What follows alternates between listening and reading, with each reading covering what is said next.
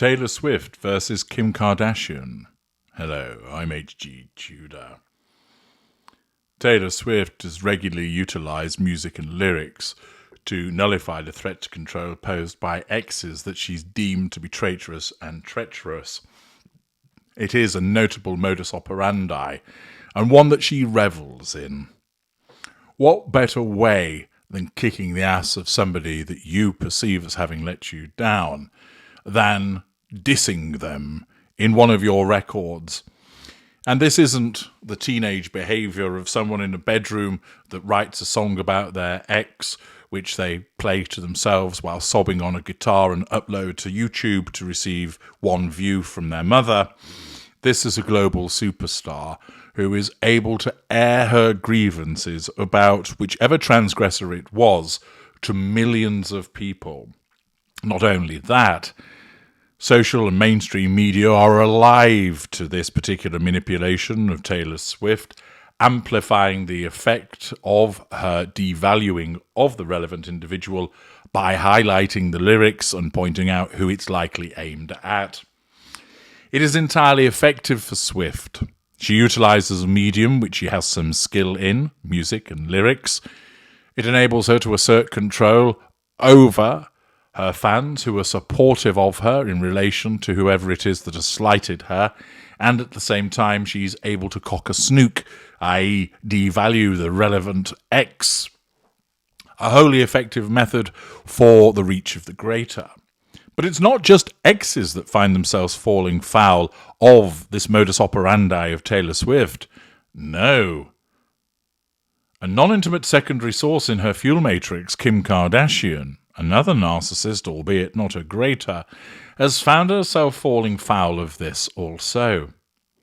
As James Vitutska and Cody Bullen report for the Daily Mail, Taylor Swift has humiliated Kim Kardashian by reigniting their feud with the release of an apparent diss track, assertion of control through insult, on new album The Tortured Poets Department, in what fans are describing as the ultimate fuck you. Taylor, 34, dropped the hotly anticipated record at midnight Eastern Time on Friday, before making the shock announcement of a second instalment titled The Anthology, featuring nearly twice the number of songs as originally expected. Assertion of control over fanbase through the provision of music, acquisition of residual benefit through expenditure on said album. Among the tracks included in the second release is a song titled Thank You Amy, which fans are now convinced is about Kim Kardashian, noting that in the song title the letters K, I, and M are capitalized. Skims founder Kim, 43, also believes the track is a pointed reference to her, according to insiders, who claim she feels backed into a corner and unable to speak out for fear she will be annihilated by Taylor's army of devout fans. Triangulation, pity play by Kim Kardashian. Taylor has humiliated Kim, and she knows that there is nothing she can do about it, a source told DailyMail.com exclusively. Well, it's not the case that Kim Kardashian has a music career whereby she can diss Taylor Swift. That option isn't available to her. Kim Kardashian, of course, is suitably wealthy that she could utilize some of her wealth in order to advertise something that would go against Taylor Swift. However, she's probably loath to utilize her money in such a way, and her narcissism is able to lead her to an alternative method of nullifying that threat to control posed by Taylor Swift by simply saying, she's being horrible picking on me, and I'm fearful of her deranged fans. That is a pity play to cause people to feel somewhat sorry for her for thinking it's not very nice to use your music in such a way. And yes, her fans are deranged zealots. No wonder you're worried about how they might react if you were to say something back at Taylor Swift. We don't blame you for making that point and staying silent. Accordingly, Taylor Swift asserts control over Kim Kardashian by apparently dissing her in the track that is entitled Thank You, Amy. Kim Kardashian, naturally, seeing much of the world revolving around her, deems that it is indeed about her, and it provides her with fuel, albeit it is challenge fuel, because it's criticising her. She must nullify that threat. She doesn't get on the phone to Taylor and say to her, "Hey, bitch chops, what do you think you're playing at? Isn't it about time you sorted your bangs out?" No. Instead, her narcissism directs her to issue a pity play as part of the nullification of the threat to control by saying, "Yes, it's about me. I don't feel like I can do anything because her fans will attack me." The source explains Kim got what she feared was coming to her eventually, and she is now backed in a corner because she knows Taylor's army will destroy her if she says anything. They won't destroy her, they will just go on the offensive, issuing lots of challenge fuel against her by criticising her. She's going to stay silent, assertion of control by withdrawal, and hopes it will go away. But her friends know that it has only just started. The source continued, fans are already spamming her Instagram posts with, "Thank you, Amy." The most malicious part of all of this is the song title. Taylor has done a lot of diss tracks. As I explained earlier, it is her modus operandi, but she has never named anyone that her songs are written for. She doesn't need to. Part of the appeal to her fans is to work out who's it about, and they're not exactly subtle. There can be no other interpretation. It is spelled out and will last forever. The insider said Kim is aware of the pain she caused to Taylor and that she has tried hard to make amends in recent years, adding, "But she never did the one thing that she really needed to do all along, simply apologise." Well, of course, Kim Kardashian's own narcissism is going to prevent her from doing that, because ultimately she doesn't believe that she's actually done anything wrong.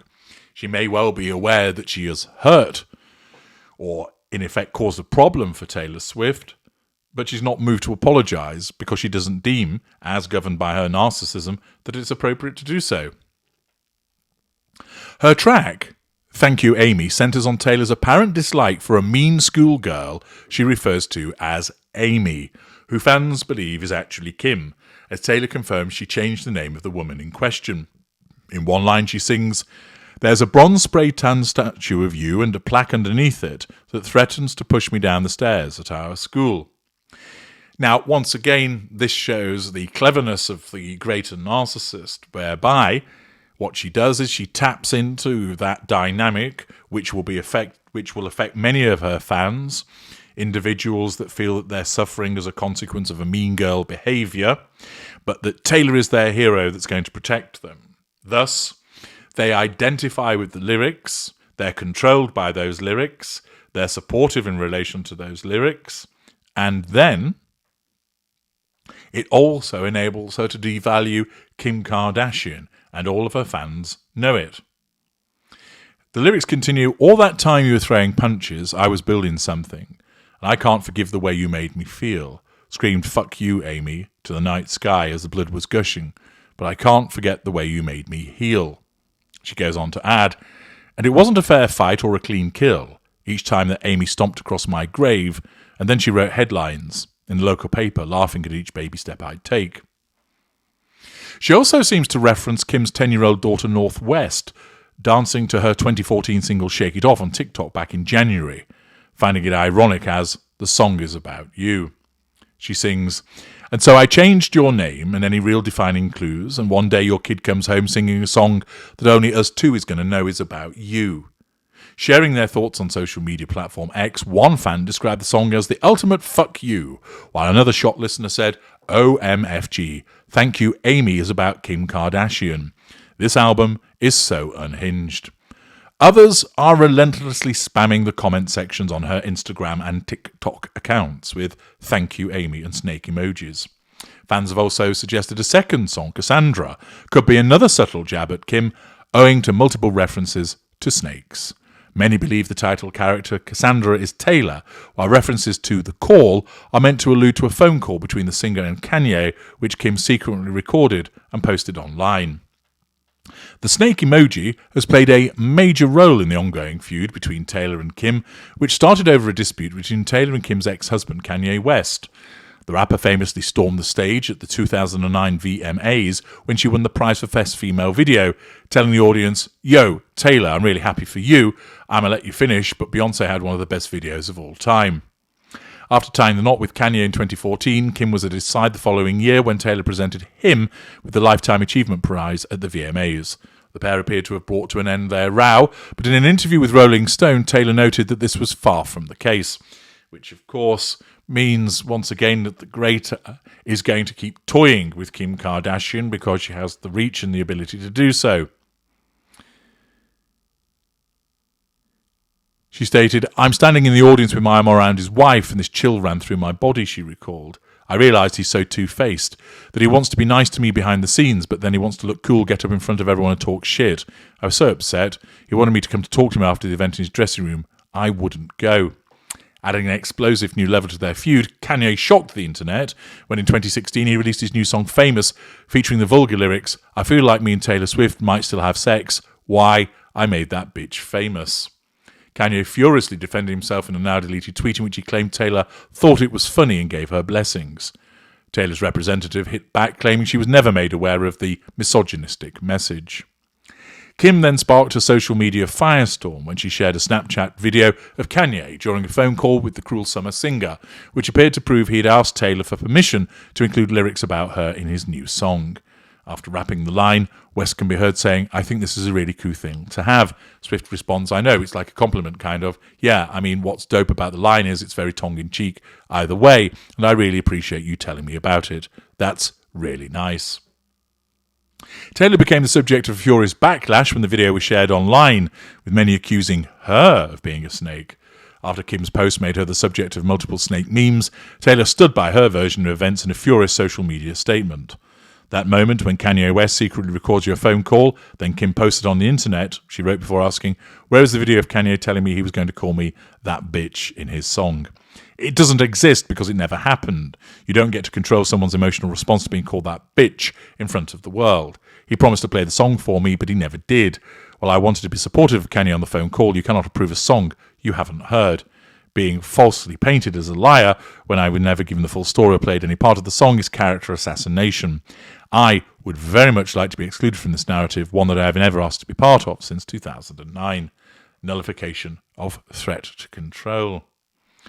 Thus, the ongoing feud between Taylor Swift and Kim Kardashian, two narcissists, rumbles on. Taylor Swift continues to take potshots at Kim Kardashian through her music, and Kim Kardashian doles out a pity play suggesting it's about me, but there's nothing I can do because her unhinged fans will come after me. Fascinating to see how two narcissists interact with one another and how the mobilization of Taylor Swift's fans play a part in that. That, of course, is demonstrative of the reach of the greater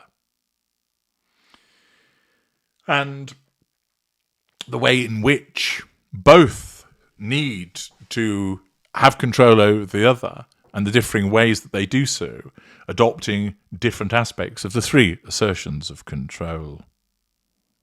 I'm H.G. Tudor. Thank you for listening.